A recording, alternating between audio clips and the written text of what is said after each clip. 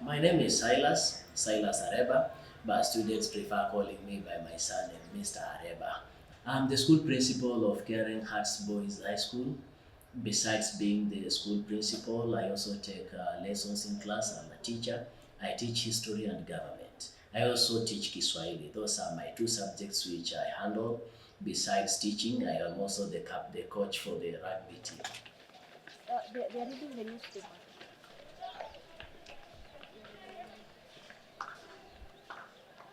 Mary, you can walk faster than that. My name is Zipporah Vundi. I'm the principal of Caring Hearts High School. I also assist in administrative duties for the Caring Hearts Boys High School. The daily routine for the girls every day is different. On the weekdays, they wake up at 4:30. Wake up, girls, prepare yourself. It's a bright morning.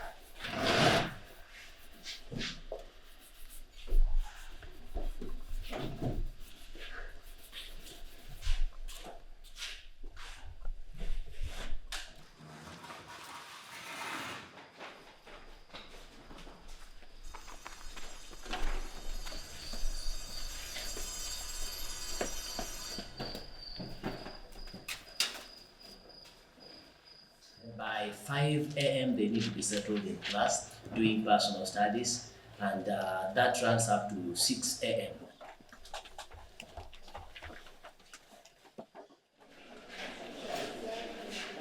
6 a.m. they take their breakfast.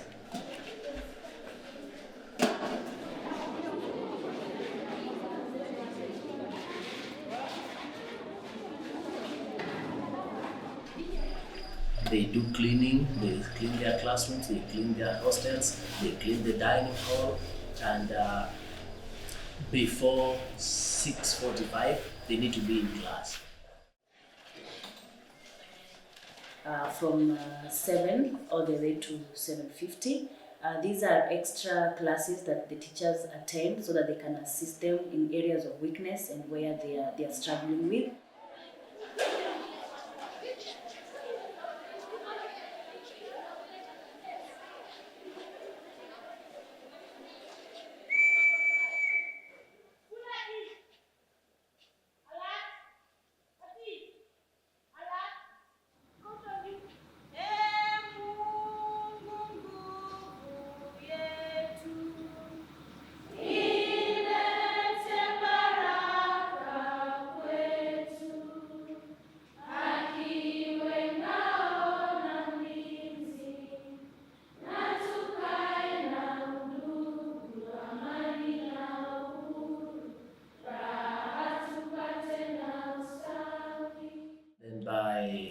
8 a.m., the first teacher starts the first lesson. We have 10 lessons within a day. The lessons run from 8 a.m. to 4 p.m. The students study 13 subjects. We have the languages, English and Kiswahili.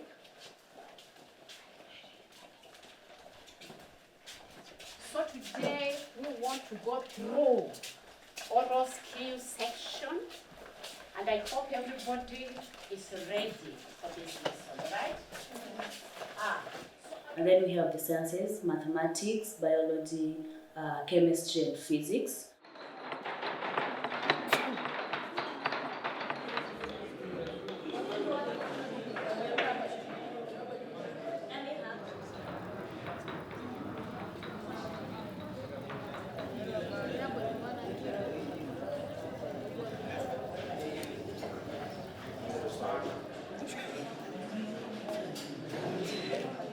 Today we are going to carry out a practical on dissection of a small animal, and our animal is rabbit.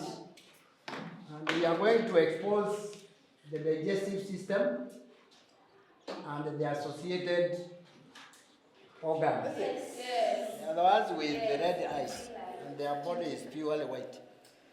So, Of course, with lunch breaks in between, they have lunch break at 1, and then they also work between 1 and 2, and they have a tea break between 10 and 10:30.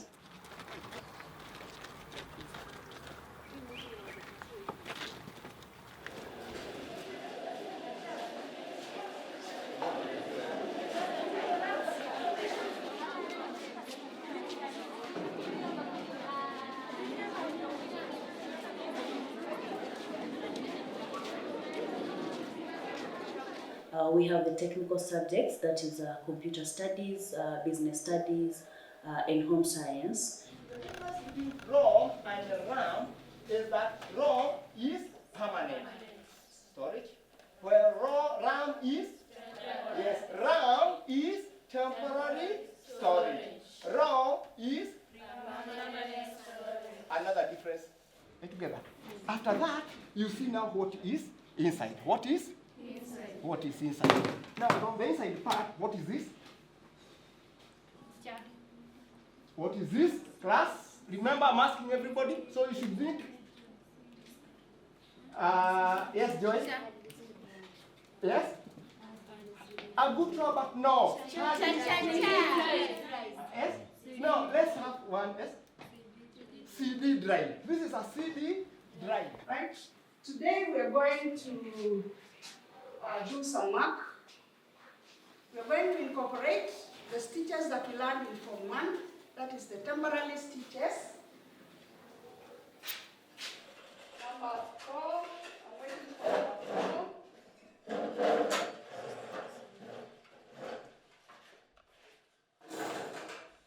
We are making the second one, but the second one we are doing loop stitch. So if it is loop stitching, you measure 0.5 here, you thread with the white thread, you know loop stitching, I want you to do that.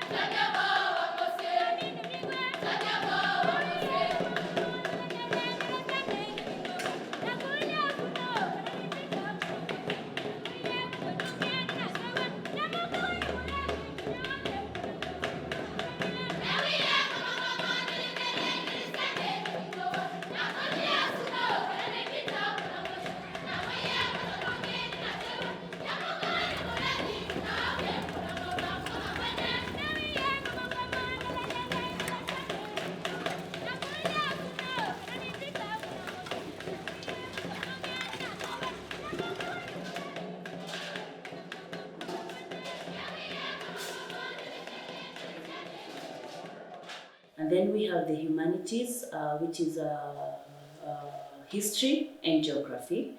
And then we also have another technical subject, which is agriculture. Sending and receiving of information.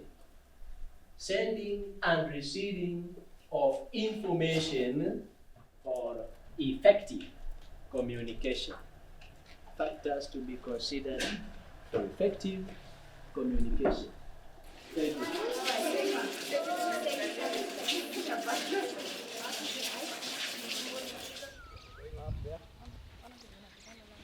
So, we are going to perform the activity of removing those winds. There are many more other winds here, which we can be able to identify.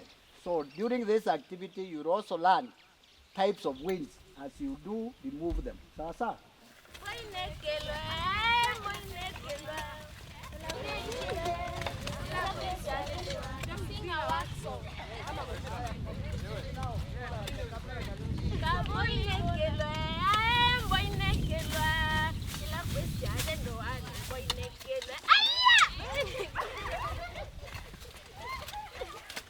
And then in the evening now, from 4, every day has a different activity. There are days where they go for sports. Those are 3 days a week. There's a day they go for their other activities, for clubs and the things that they're interested in.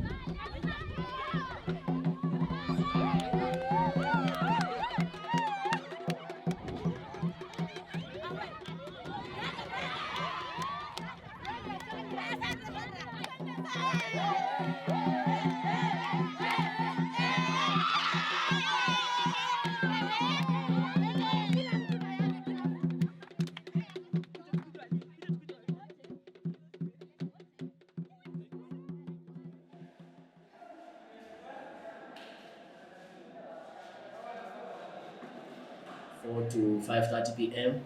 The activities are over extracurricular activities, and then they can take their dinner from 5:30 p.m.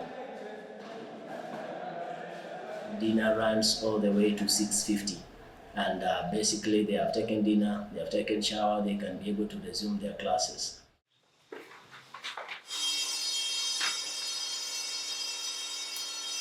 Question 6. From 6:50, they will stay in class up to 9:30.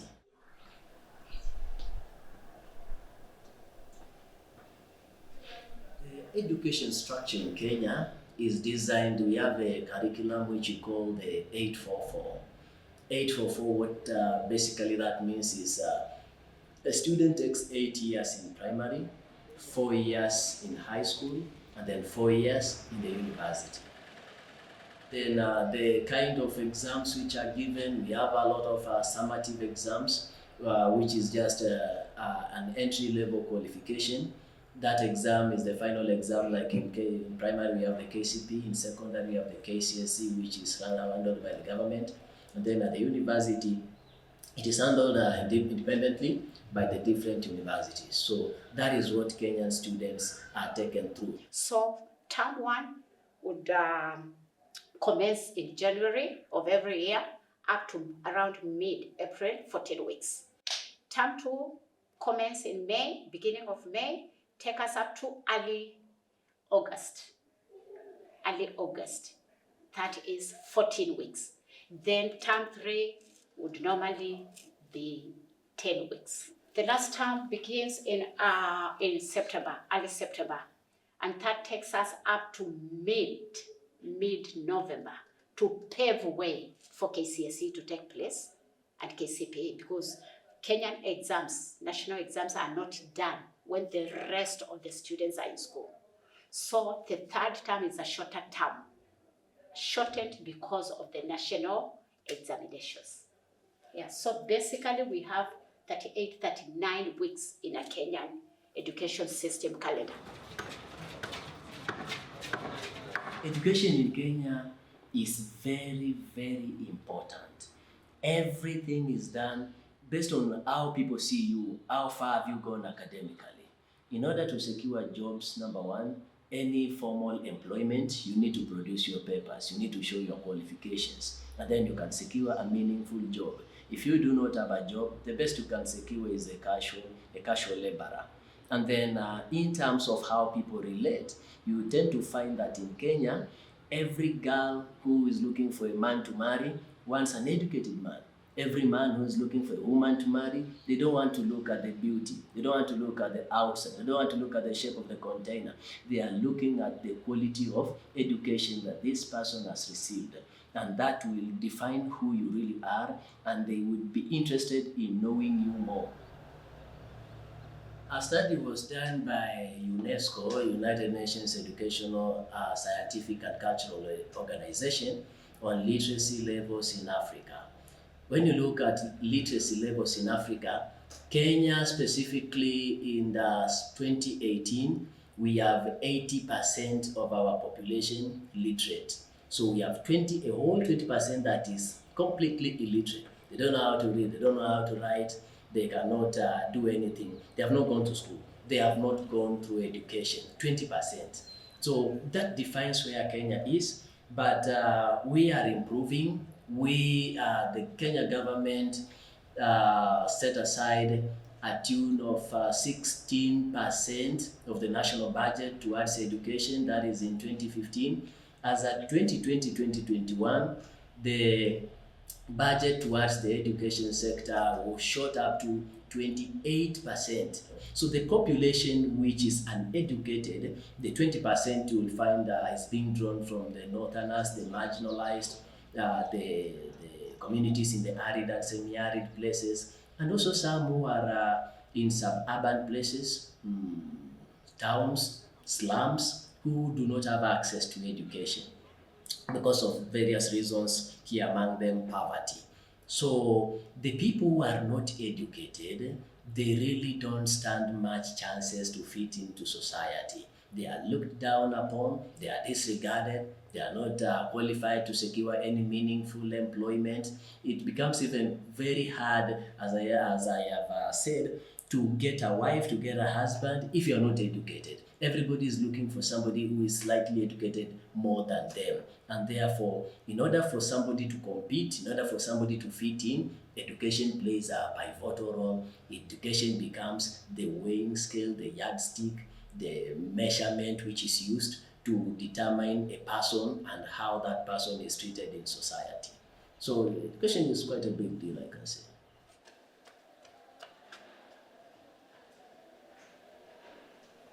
The wealth classification in Kenya, we are now at a point in our country where we are clearly demarcated the haves and the haves not. We used to have a middle class, but the way the economy has been going over the years, the middle class is slowly dying. So what we have are people who have enough, and we also have others who have and who cannot afford a lot.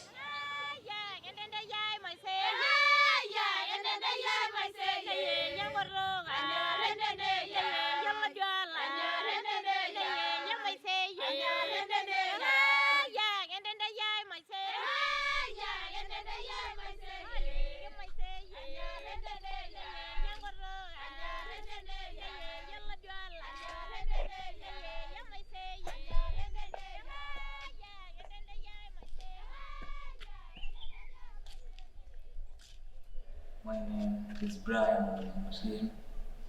This is our home. Here we have the main house. This is the sitting room.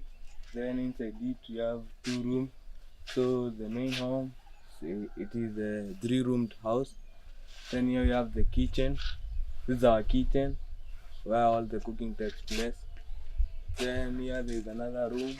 It was built purposely for to be a room for my cousin, but it is not strong, so it cannot. It did not make use of it.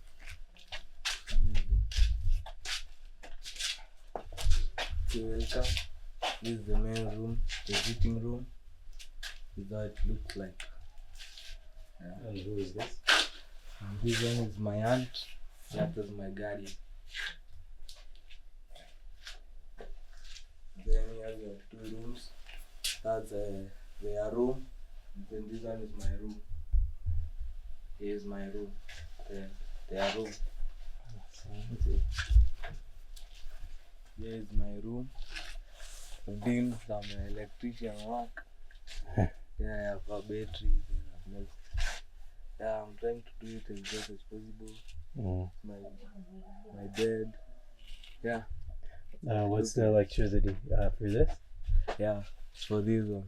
And then there's another one there outside. Just a bulb like this one. Yeah.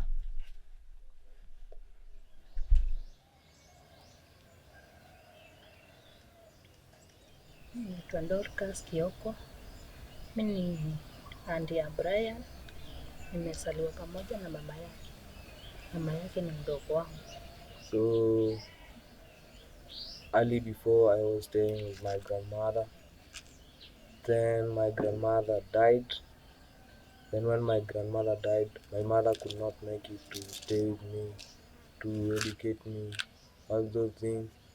Then definitely I had to come to stay with her. Alikosa tu pesa za kusoma. So it's because of poverty from that early time.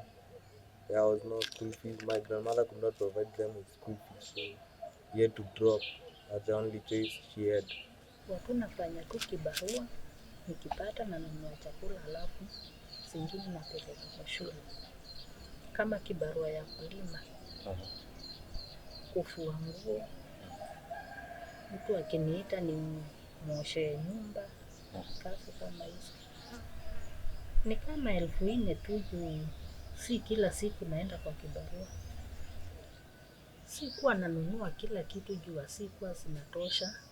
Ni kungawanya tu kila mahali pale iweze kufikiwa.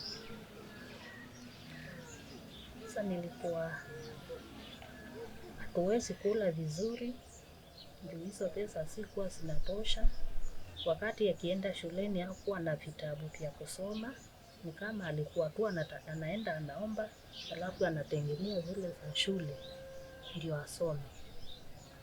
Kwa hivyo hatukuwa tunanunua hizo za kununua textbooks. Yeah, it was very normal. So it was very normal. How frequent? Maybe some 2 weeks a month. Just I find that I've paid for first 2 weeks, then the last 2 weeks. God knows about them. So how would you find food? So in school, maybe there were some friends who could share the amount of food and then provide some for me. Or some days I just stay without.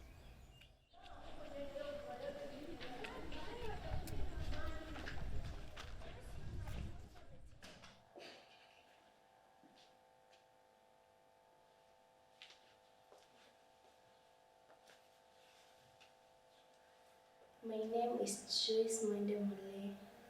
I'm 15 years old. When I was in class 6, I was going to the river. Then, because we were many and most of my friends were playing, then they requested me to climb on a tree to pick some fruits for them. And unfortunately, I fall and I got an accident whereby my back was hurt And since that day, I have been having my backache. I was taken to hospital by Caring Hands organization. I was taken an X-ray whereby I have only muscles having the pain. Then one of my leg cannot sense. I can move them, but like if you can just, I cannot sense such that you can do something harmful to me, but I cannot sense it. I'm from Machakos County in Masi, Mwala sub-county. I live with my grandmother and my mom. And my mom is mentally ill, so the grandmother has to provide for her treatment, then my treatment.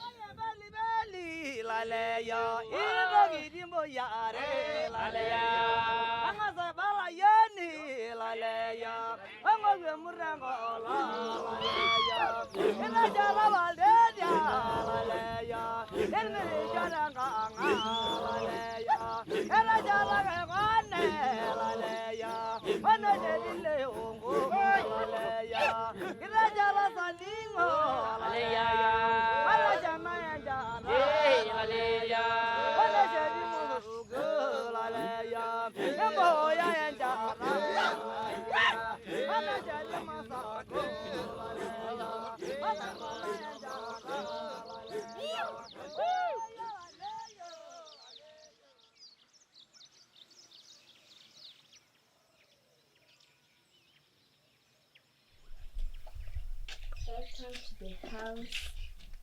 This is my mother.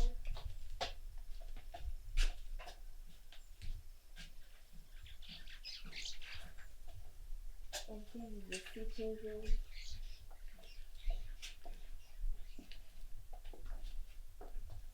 Here is where I take my sleep because I have no somewhere else to sleep.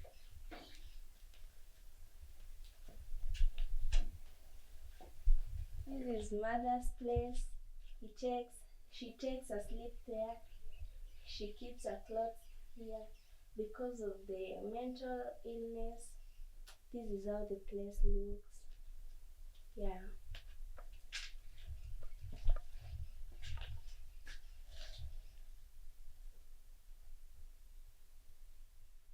This is our kitchen where we cook from.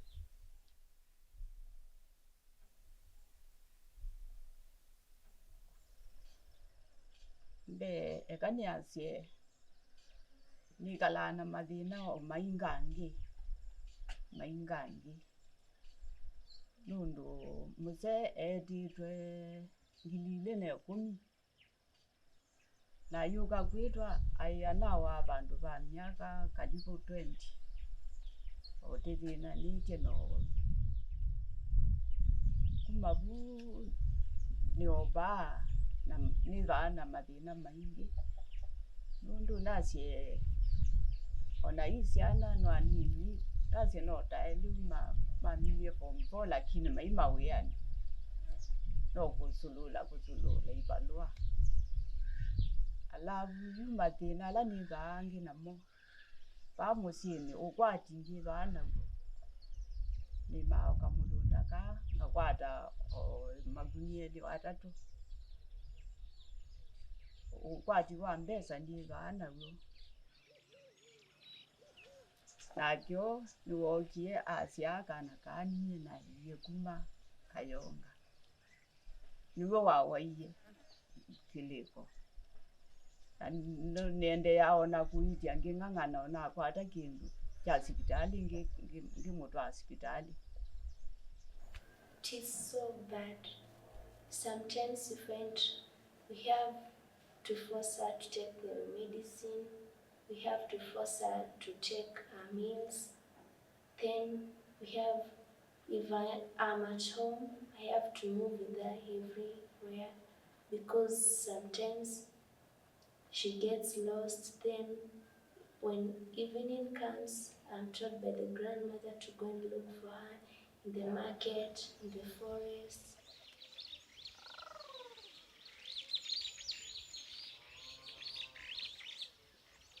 These students that we take in here are vulnerable kids. They are students who have very little chances of attaining an education. So we intervene and bring them to Caring Hearts. And then what we do here is we ensure that the kind of education that we are giving them here is quality, whereby we are giving them, we are availing all the resources that are required so that they can be able to have an enabling environment for them to pass their examinations. Like I told you earlier, the high school education exams kind of really distinguishes, brings a lot of disparity. It's either you've passed or you've not passed. You are better placed to have passed because if you pass, you can proceed to university or to college and then, of course, have a career. But if you did not pass, you end up doing very little, or whatever you do cannot be able to sustain you as much. So we ensure that the environment we have here is quite enabling to allow these students to be able to perform well in their examinations and, of course, obviously now proceed into university and get a career for themselves. Why that is important to us is because the students we are getting from the communities are very, very poor. They do not have enough for themselves. They're kind of like the hope of their community. The community is looking up to them to be able to pursue education and probably be able to earn once they get a career and come back and bring a difference in their society.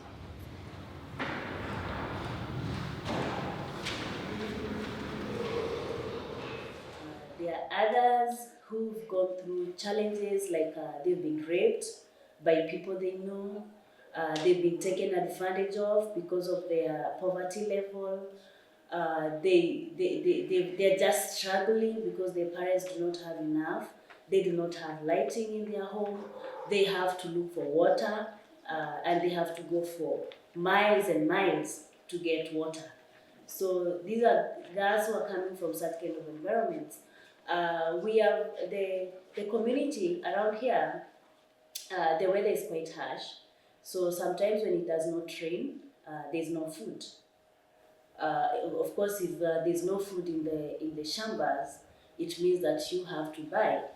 But they also do not have money to buy the food. So there are some that sleep hungry in their homes because they do not have enough. Those are just some of the challenges that make our kids, our students vulnerable.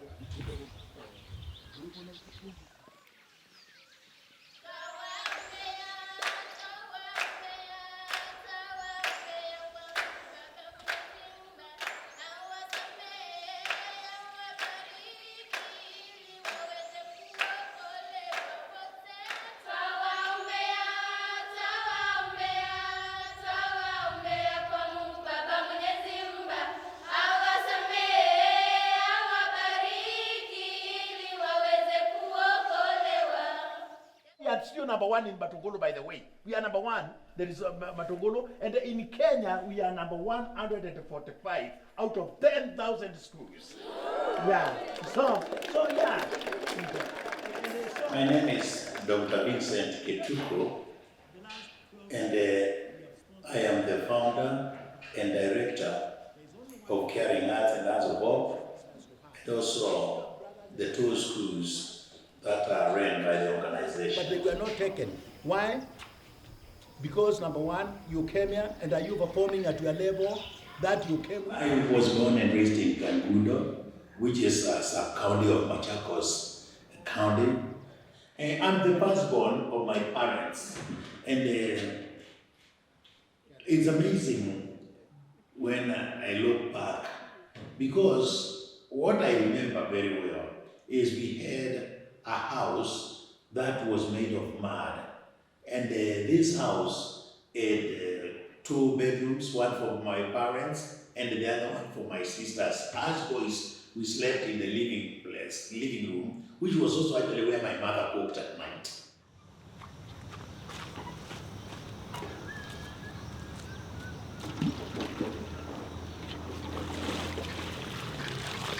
There were a lot of challenges there. and being the firstborn, I had to help my mother cook. I had to help my mother take care of my siblings. And that affected my academic performance. Actually, I also suffered from malaria, chronic malaria. I had horrible stomach pains. I was in and out of hospital. So I spent 6 years in 3 grades. But then, eventually, when I went to high school, and I was able to take care of myself, I didn't have to help my parents the way I was doing when I was young. I started doing very well in school, and that completely changed my life's trajectory. I went to school, Kagudo Primary School, late 1960s and the early 70s. And then when I finished there, I joined Tal High School, where I spent my first 4 years of high school before joining another school in the coast for 2 more years. And then after that, I joined the University of Nairobi. After Nairobi, I was employed to work for the Ministry of Livestock Development. I don't know whether they still call them that way. And I was posted in Isiolo, eastern part of Kenya, next to Somalia, close to Somalia. And worked there for a few months, and then lo and behold, I got a scholarship to go to the United States, University of Wyoming. I want to say that is where I picked my accent. 2010, I came to Kenya, early 2010, and found some students from Kagudo Primary School where I had gone. They had passed to go to high school, and they did not have tuition. I found out that not only they did not have tuition to join high school, they were repeaters.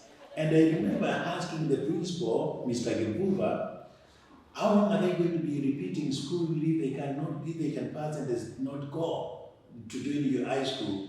And that man said a set statement that changed my life basically forever. He said, the girls are led to repeat until they grow tall and get married. And that thought that a young child can reach 8th grade and they don't have an opportunity to go to high school, and then the only option is for them to grow tall and get married, really affected me. So I went back to Boise and just shared the experience with some friends of mine. And within a very short time, I was now forming an organization with 2 members on board. And we started sending money to students who were struggling, paying tuition in their schools. And this continued for about 4 years. And in 2013, I would come to Kenya again and visited the students now in their schools where they were going to school. And I remember one girl telling me, sometimes when you pay our tuition, we don't go to school because we don't have feminine hygienic supplies. And I realized, here we can pay tuition, but if they don't have some other basic needs taken care of, then actually the money we are paying is not being used in the proper way. And that is when I had this idea of starting a high school where when the girls come there, they can be provided with every resource they need so that they can succeed.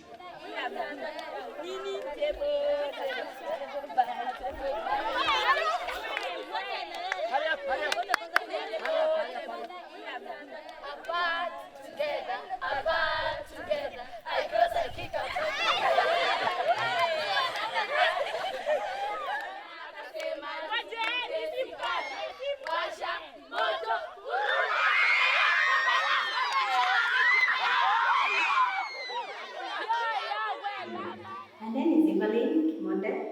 I'm a teacher by profession.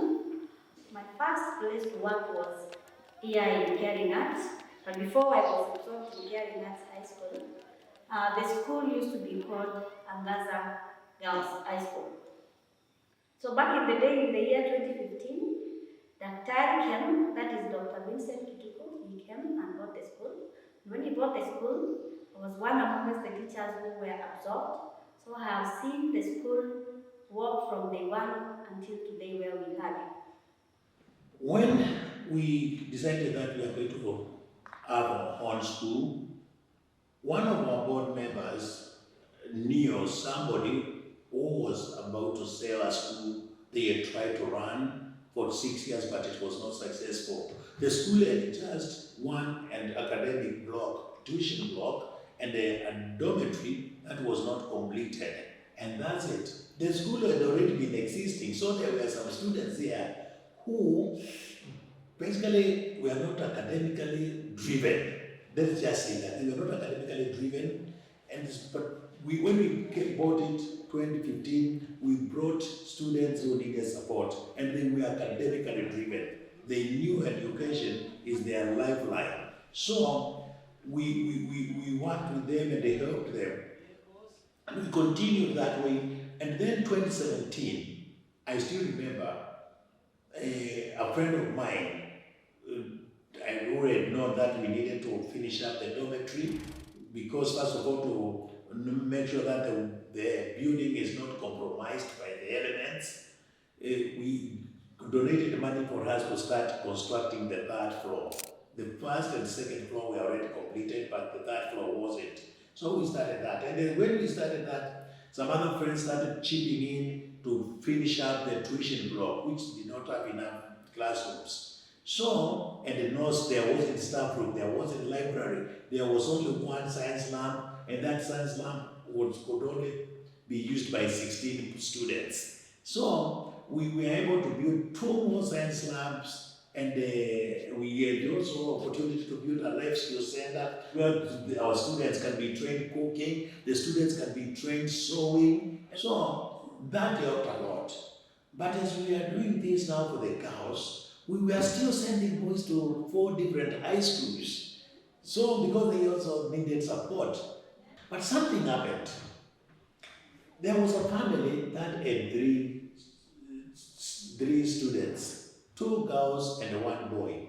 And when they did their 8th grade exam to go to high school, the boy had performed so well compared to the girls. And the boy, we took him to a school nearby, and we brought the girls to our school here. But when they did their final exams after 4 years, the 2 girls passed to go to university, but the boy didn't.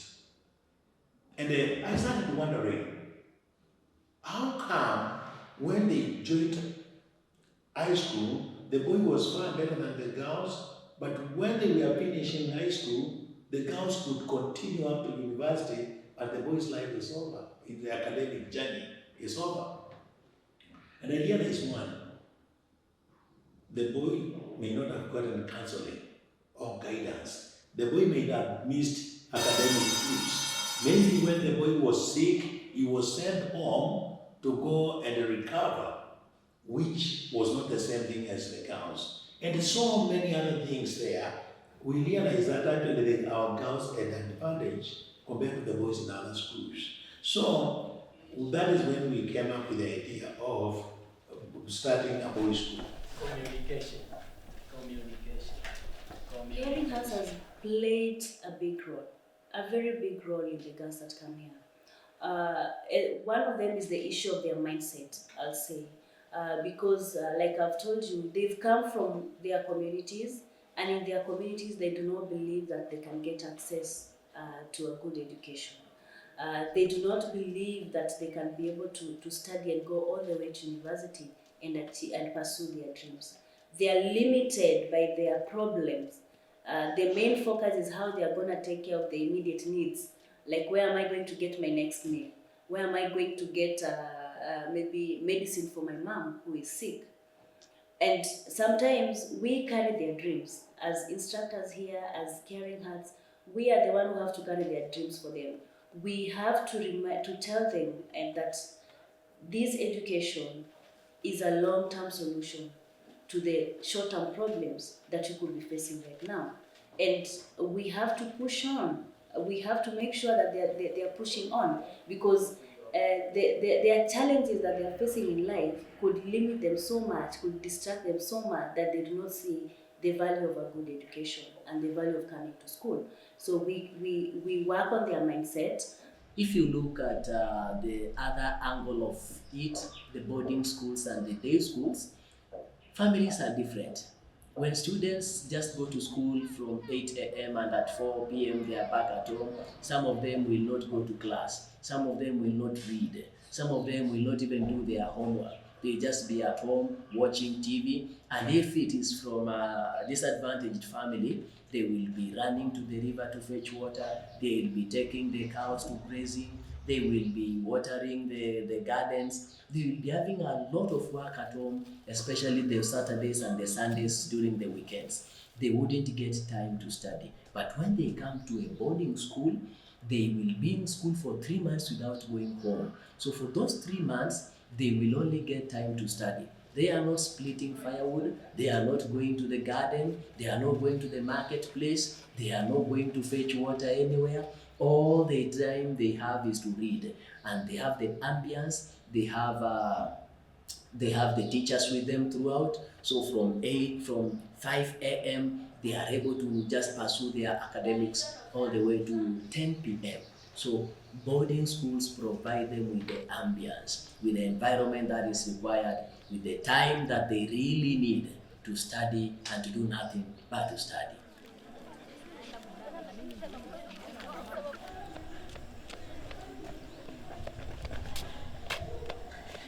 When a child comes to Caring Arts, we provide that education system for free.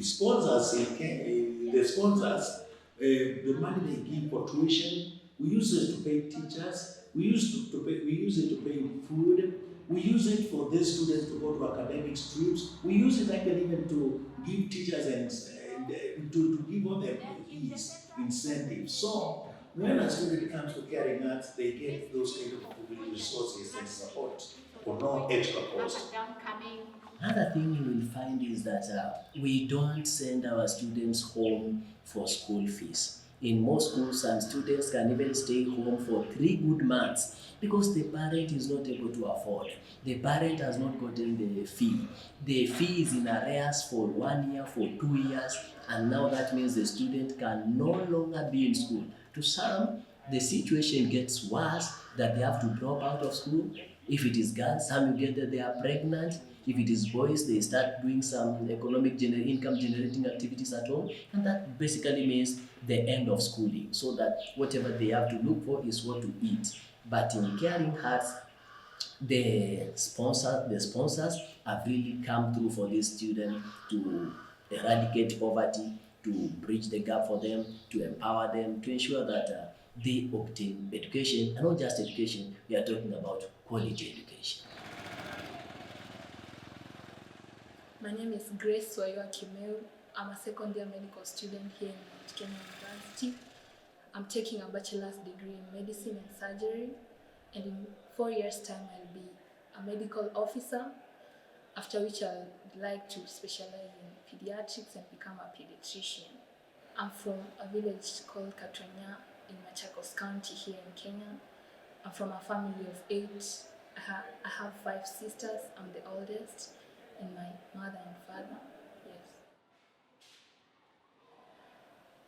From class 1 to class 8, and I had challenges here and there where I could be sent home for school fees, and even sometimes for exam fee.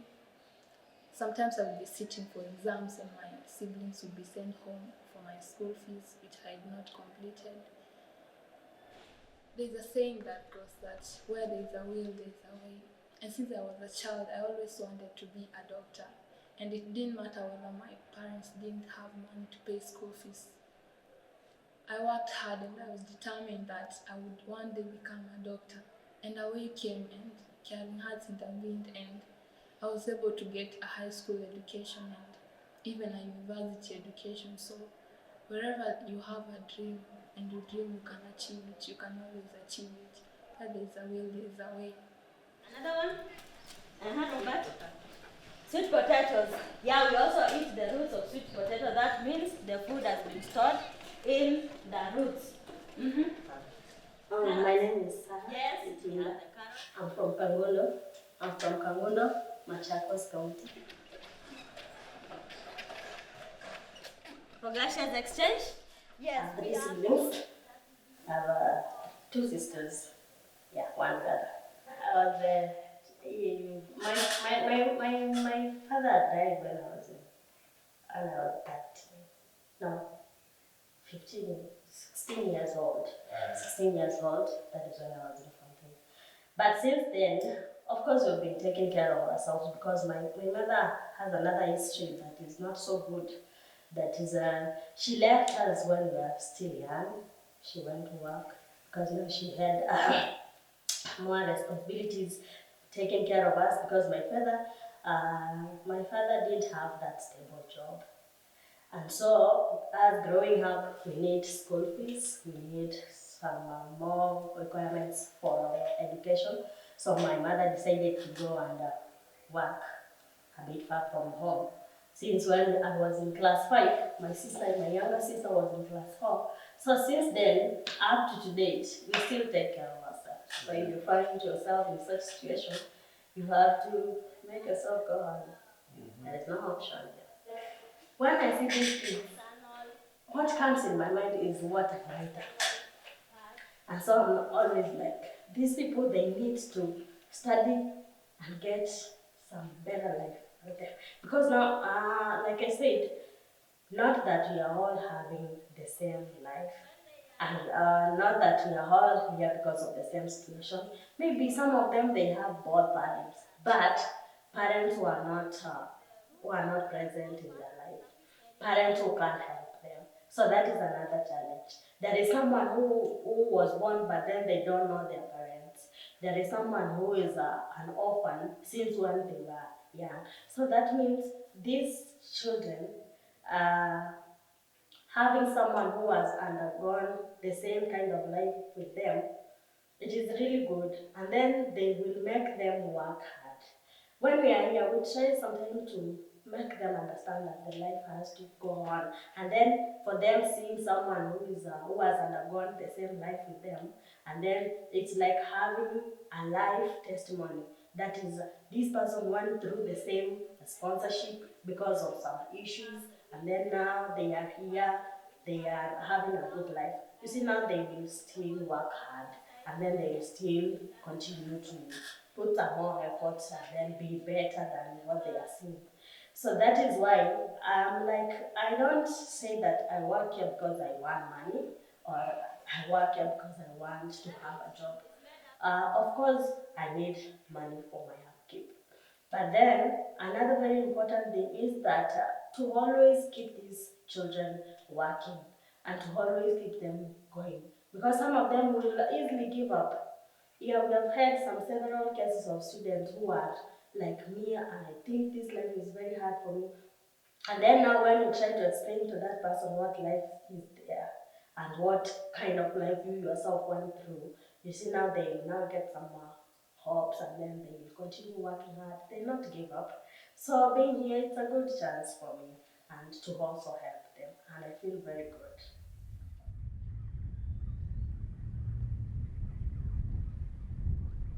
Go where dead people are buried in cemetery, you are going to see headstone. And in the headstone, on the top there, you are going to see the name of the person. Underneath the film of the person, you are going to see the date the person was born and the date the person died. If between those 2 days there is a dash, people are never remembered for when they were born or when they died. People are remembered for what they did when they were alive.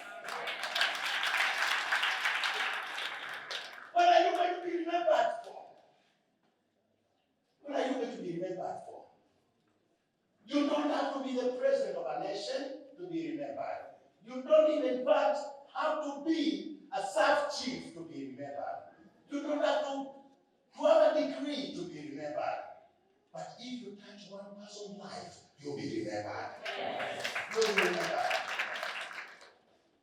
One person's life, you'll be remembered. God bless.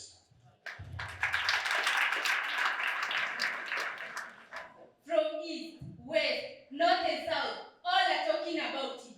Caring Hearts High School, where the light of the world begins to shine and we find a hope for a greater future. Caring Hearts High School, the place to be. Just like a cocoon, each day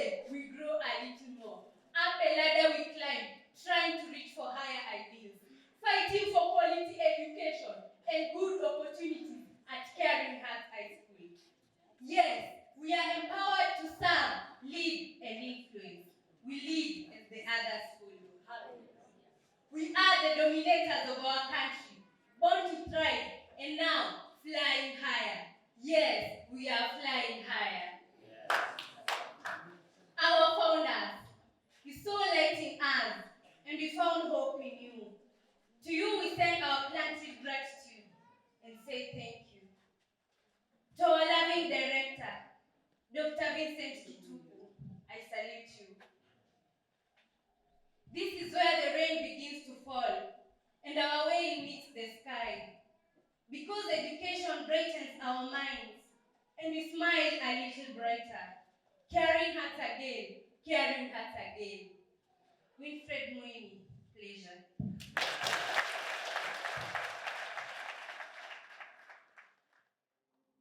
Bwana ni mwokozi wangu. Amen. Tena ni kiongozi wangu. Amen. Ananipenda leo kuliko jana. Baraka zake hazikuishi, si kama binadamu abadilikie. Ananipenda leo kuliko jana. Kuliko jana.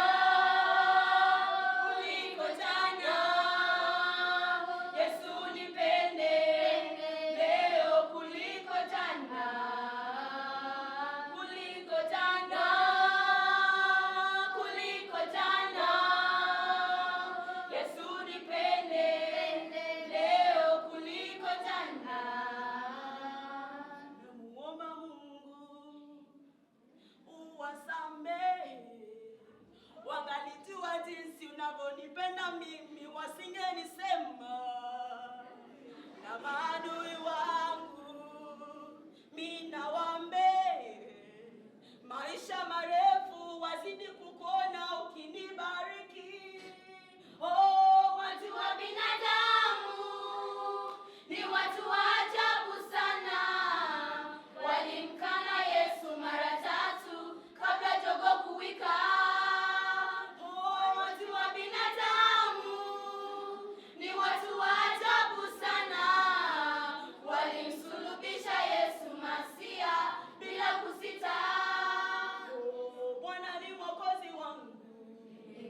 Tena ni kiongozi wangu.